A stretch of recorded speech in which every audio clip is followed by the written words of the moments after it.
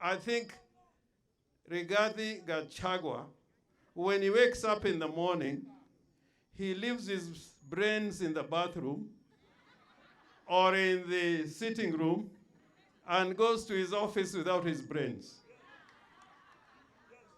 Or he is suffering from a disease called selective amnesia. Rigathi Gachagua tries to remind Kenyans that is a sign of Mau. I'm beginning to doubt that anybody in his family was in the Mau movement.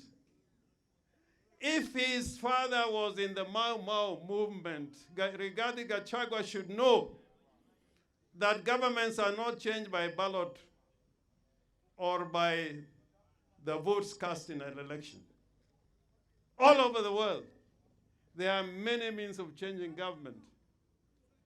And if he is a son of Mau, the Mau who fought in the forest were not using the ballot.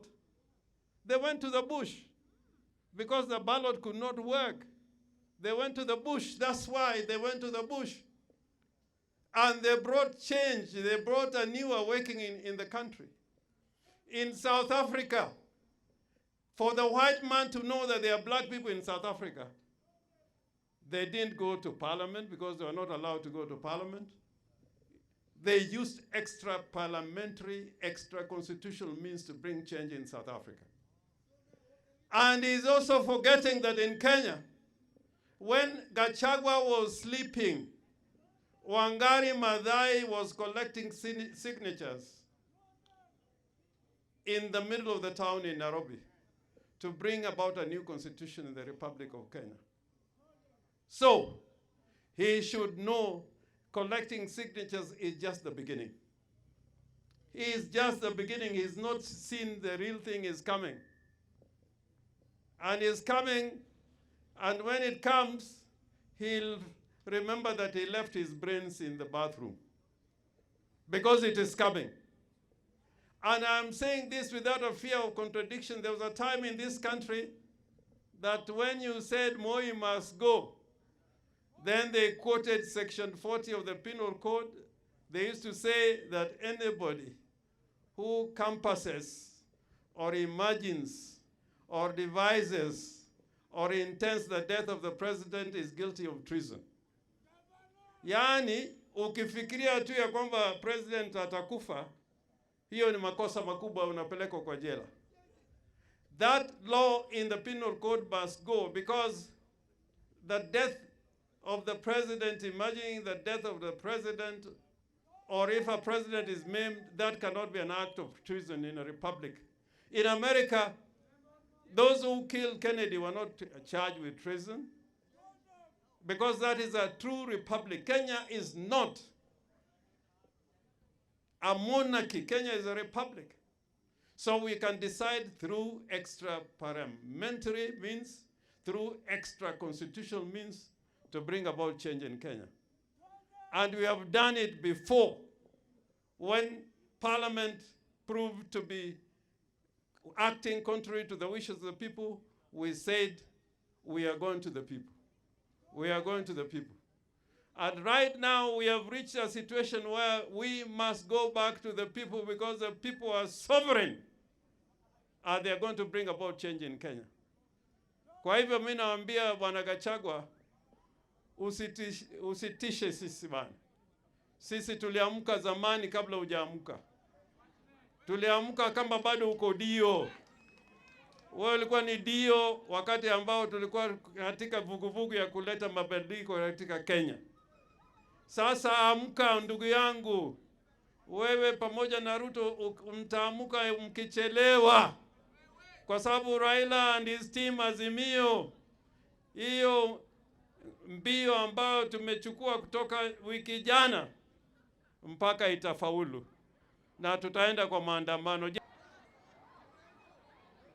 I can tell you, we know the law. We are going to do everything within the law.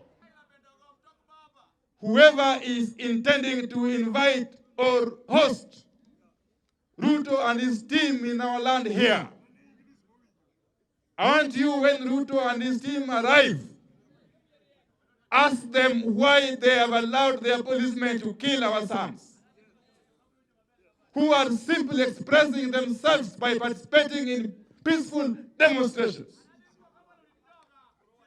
It is not acceptable that in this day and age, the police can unleash terror on an armed, peaceful, harmless, patriotic Kenyans who are going about exercising their constitutional right of picketing and demonstrating. And before we can have any form of engagement with anybody, we want an unconditional apology from none other than Ruto himself on the matter of the police killings that happened on Friday in this region, in Kisumu and in Migori. It is not going to be business as usual. You cannot continue to kill our people and then use a few sellouts amidst us to purvey outdated policies or politics of the so-called development. If you can blatantly kill our people, we don't need you and your so-called development. How does it concern you? What is your business with our exercise of collecting signatures? Under the Constitution, the people can express themselves in whichever way they deem fit.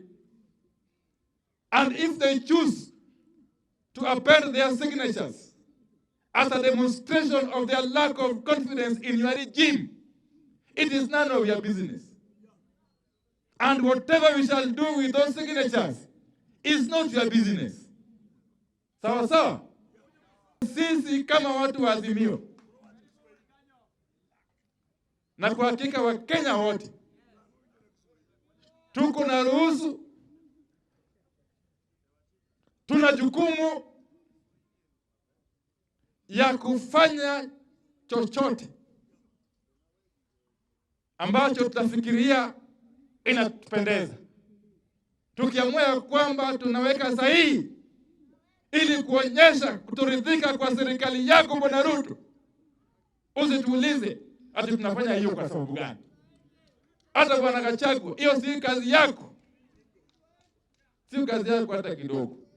Kwa hivyo ukifika wiki ujao, hata namalizia, wiki ya kesho, siku ya Jumatano, ile maandamano ambayo itafanyika katika nchi ya Kenya hii ni ile haijawahi onekana.